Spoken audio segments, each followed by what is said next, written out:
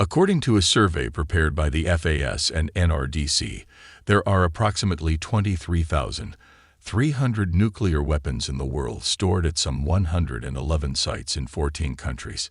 Stage exchange of strikes.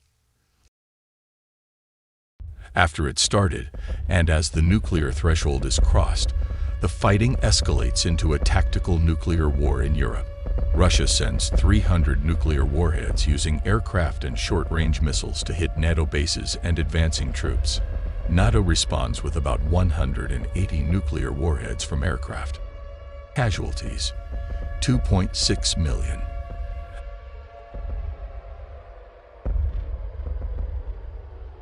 When Europe is destroyed, NATO launches a strategic nuclear strike of 600 warheads of U.S. land and submarine missiles aimed at Russian nuclear forces.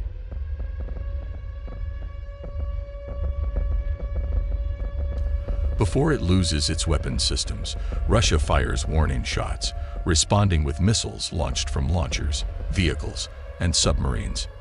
The main purpose of nuclear strike is not to kill as many people as possible, but to destroy the very possibility of a retaliatory or second strike. All means of application have priority targets. These are primarily missile launch silos, military installations, large cities, large industrial plants, dams. If the power industry, the military, the government, if the power generation and transmission facilities are destroyed, the state will be destroyed irreversibly. In order to prevent reconstruction of the other side, Russia and NATO are striking at 30 of the most populated cities and economic centers of each other, using 5 to 10 warheads in each city, depending on the size of the population.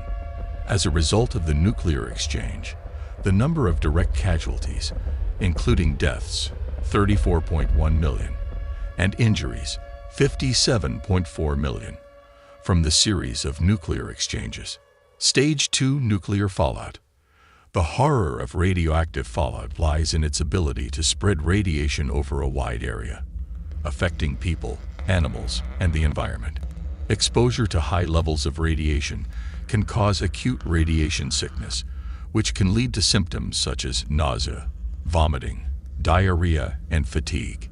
In severe cases, radiation sickness can be fatal. 27 million more people will die. Stage 3: nuclear winter and famine. The biosphere receives such a blow that it is unlikely to recover and return to its original state. The ecosystem of the equatorial zone, which is tuned to almost constant temperatures, will be particularly affected. There, even if forests are not burned, higher forms of life will disappear, apparently, completely or almost completely. According to scientists, about 5 billion people in 2 years may die as a result of a nuclear war between the US and Russia, which confirms the need for global cooperation to prevent it. Let's say no to any war, and it is better to create something new than to destroy ourselves.